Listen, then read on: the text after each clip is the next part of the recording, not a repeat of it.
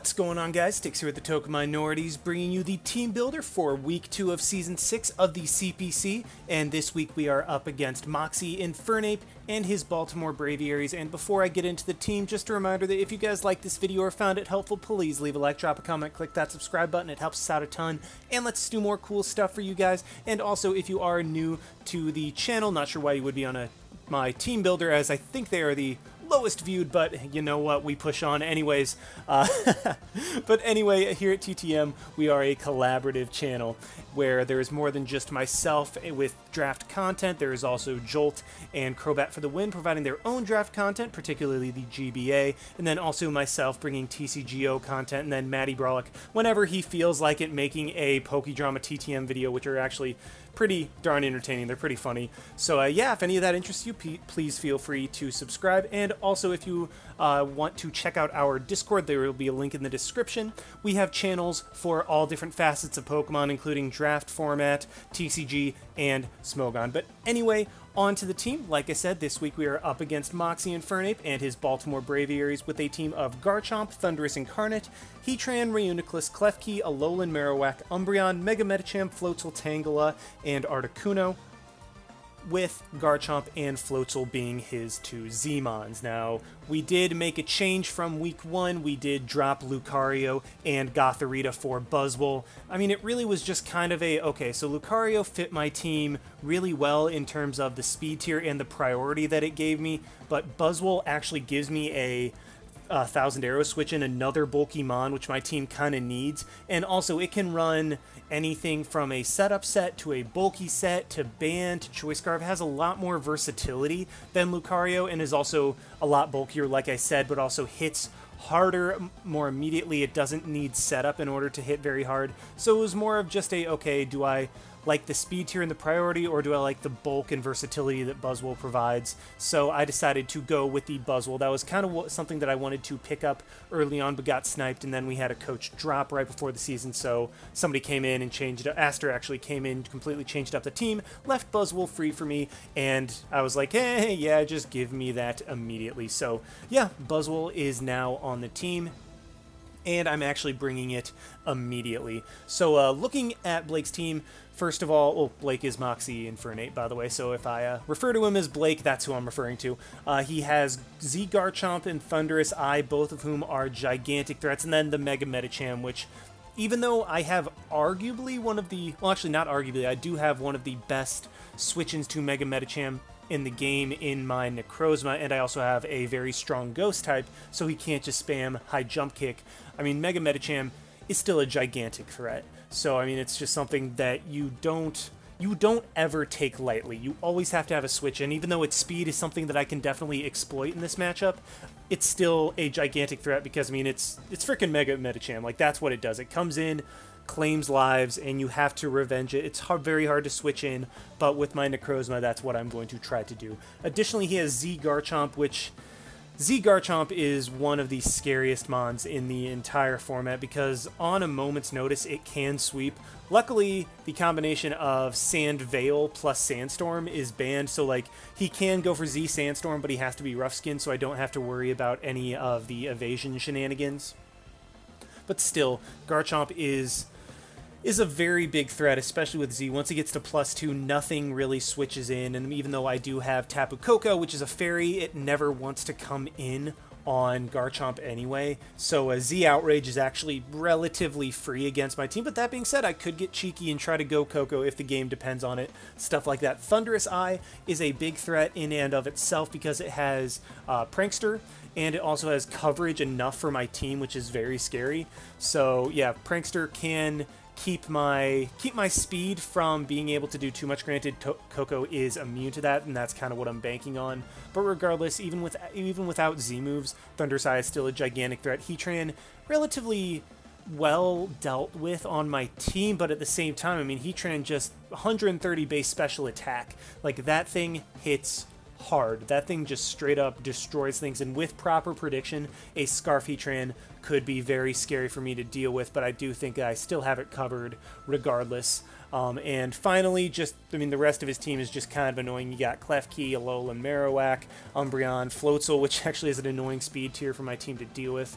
Granted, my Koko and Mega Pidgeot outspeed it, but either way, I mean, it's still just something that I had to keep in the back of my mind.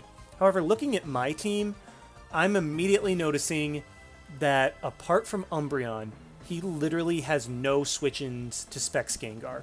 I mean, Umbreon is the only switch-in, and that thing gets 2-hit KO'd by Focus Blast on the switch. Also, it can get 2-hit KO'd by Dazzling Gleam after rocks damage, even full Spidef. So Specs Gengar is a gigantic threat to him, especially because it can outspeed things like Garchomp and Mega Medicham and the rest of his team. The only thing that outspeeds me naturally is going to be Thunderous Eye, so that's...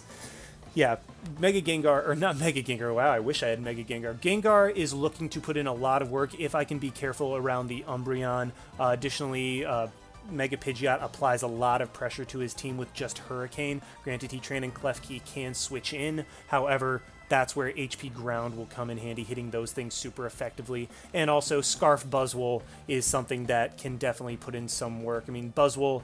it can be bulky. It can definitely be bulky to take on Chomp, but if I feel like I have Chomp covered, then I can run a Scarf set, which I think will put in a lot of work in this matchup. Spoilers, that's what it ends up being. But anyway, on to my team. First up, we have Tapu Koko with the Kebia Berry and Dazzling Gleam, Thunderbolt, U-Turn, and Roost. He does have one of the best Tapu Koko answers in the entire format in Alolan Marowak, which honestly is kind of annoying. However, my team, if I can get momentum into Alolan Marowak, absolutely abuses it. Gengar destroys it, Necrozma gets off heavy hits, Swampert hits it super effectively, so can Buzzwole, and then Megapidge is able to come in and start spamming Hurricane. So my team abuses Alolan Marowak on the Switch, which is why that's really what I'm going to do with Koko. I'm going to use Koko to lure in Alolan Marowak to really just start applying an insane amount of pressure to his team. The Kebia Berry is so that I have a switch in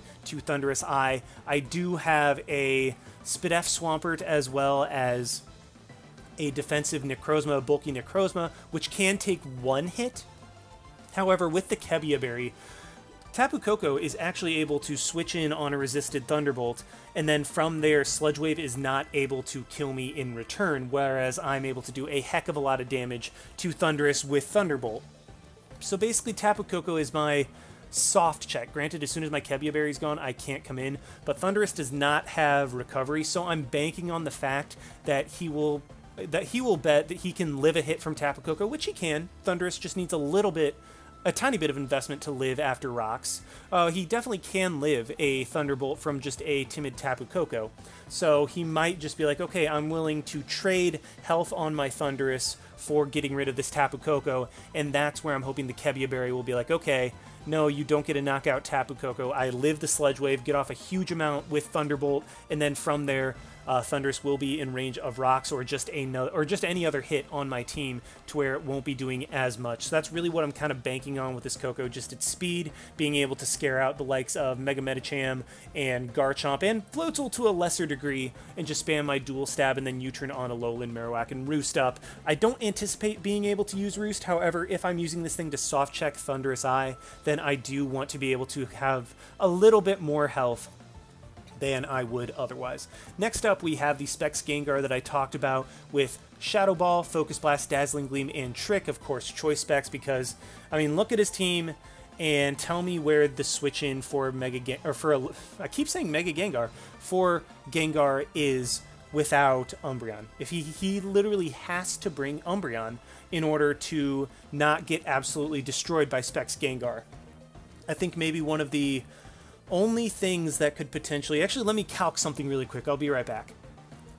Okay, so I ran some calcs, and the only things that can avoid a 2-hit KO from Specs Gengar with the proper prediction. Like, if I predict Umbreon to come in, it's obviously going to get 2-hit KO'd by Focus Blast. The only things that can avoid a 2-hit KO from Specs Gengar is going to be Articuno, which is actually really insanely bulky in its own right, but then again, Rocks make the 2-hit KO very easy. But without Rocks, Articuno can avoid a 2-hit KO from every attack that I can go for, and even Spadef Eviolite Tangela cannot switch in, as it's very likely to get 2-hit KO'd. So Specs Gengar just absolutely goes in. That being said, I do have to be wary of Umbreon, as that's the only thing keeping my Specs Gengar from being able to put in an insane amount of work. Oh, by the way, forgot to talk about this. With Tapu Koko, the speed is just enough to outspeed Floatzel, as it was originally enough to outspeed Thunderous Eye, but then in a mock, somebody brought Floatzel, and I was like, ah, crap, I completely forgot that that was a mon that existed. So I just added a little bit more speed, took a little bit out of HP,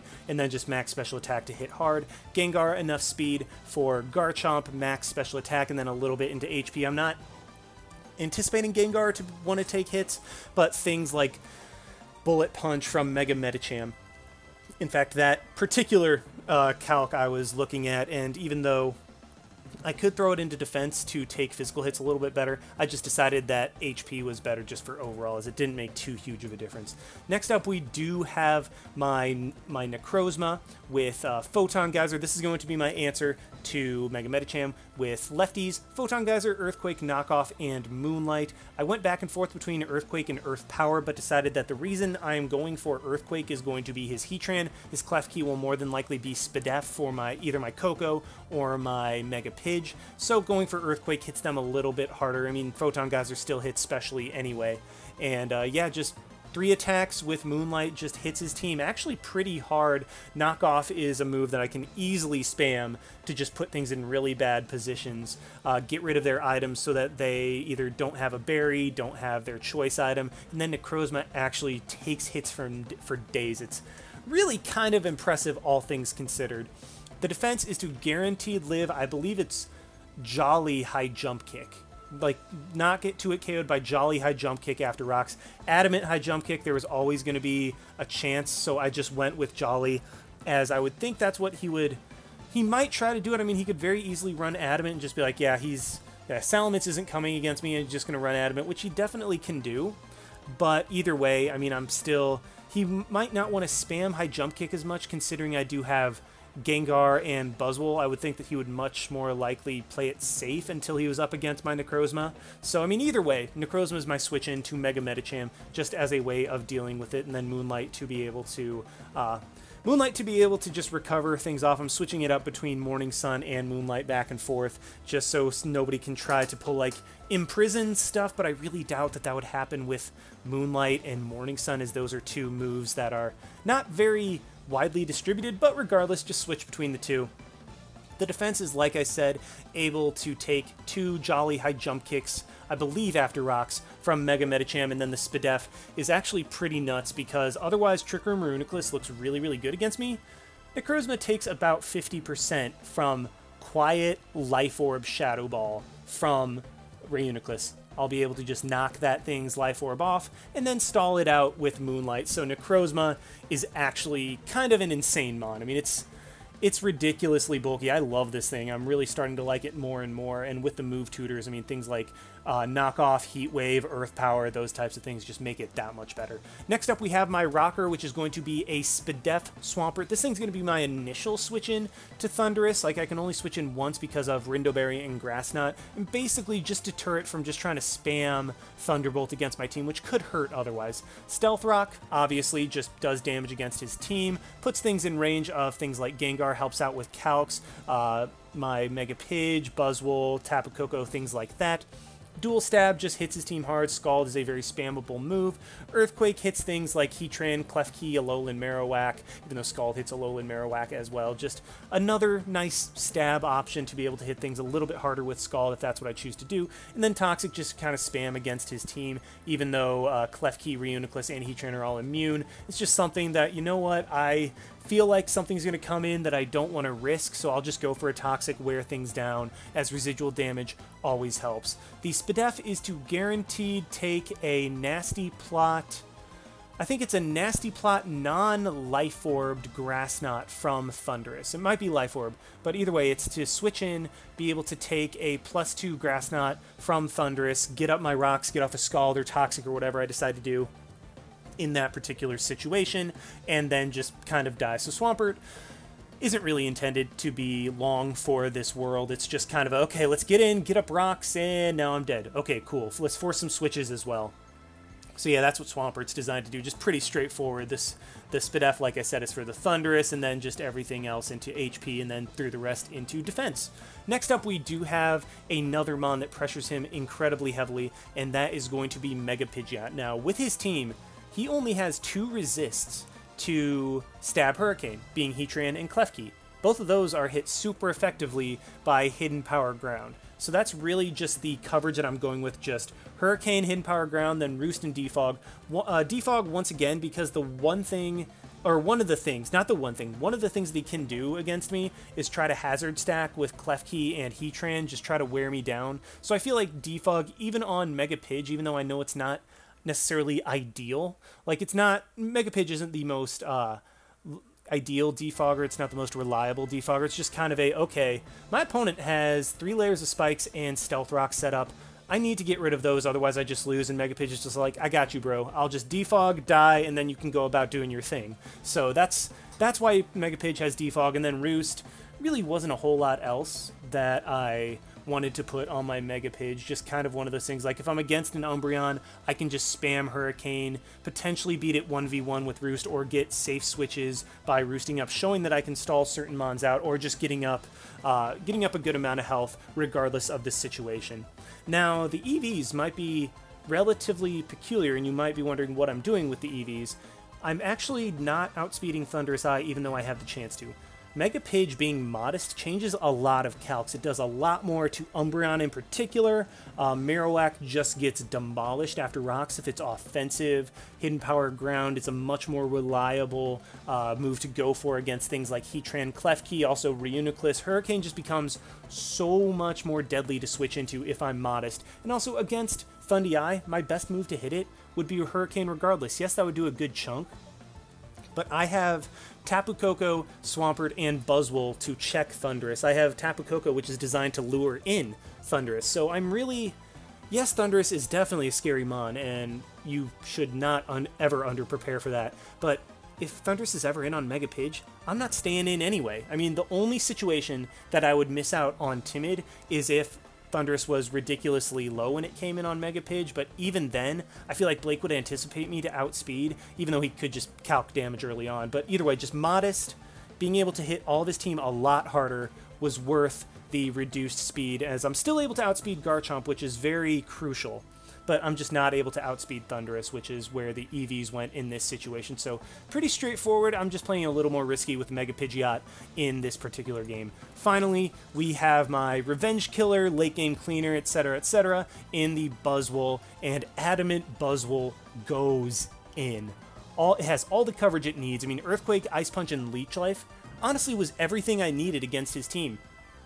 I really did not need a last move in particular. I mean, I ended up going with Drain Punch just because that's something that I can spam against his team if things like Heatran and Umbreon are left or something to that effect. But really, these 3 moves were all I needed. I mean, okay, Articuno does come in, but yeah, I have ways of dealing with Articuno on my team. But either way, Adamant Buzzwole hits so hard, even with minimal bulk investment. 139 base defense, 107 base HP, is absolutely insane for taking hits from Garchomp. It's actually it's something that I can actually immediately switch into Garchomp. That's how bulky Buzzwole is, even though it's offensive. The speed is just enough to outspeed, Thundurus. Now, I know that he does have a Floatzel, but Floatzel's not going to do crap to me anyway. Even a Choice Banded Liquidation would maybe do 50 damage, or 50% to me. And, well, actually, he'd have to be, yeah, I mean, a Choice Banded Liquidation or even a Z Hydro would not, Hydro Vortex would not take me out, unless he's special, which is definitely an option, but even then I still have Tapu Koko, which can take that thing on. Also, Mega Pidge doesn't outspeed Floatzel, but, yeah, I mean, if he brings Floatzel, I should have ways to deal with it. If I get swept by Floatzel, then that's that would be very well played on his part if he's able to get me in a position where he's able to sweep me with Floatzel. But yeah, able to outspeed Thundurus, max attack to hit as hard as possible, and then 88 in HP just to take hits even better. So yeah, that's the team, and hope you guys will tune in Wednesday to see how the game turns out. Thank you so much for watching. Like, comment, subscribe, all that good stuff, and this is Styx signing out. Why not? See you guys.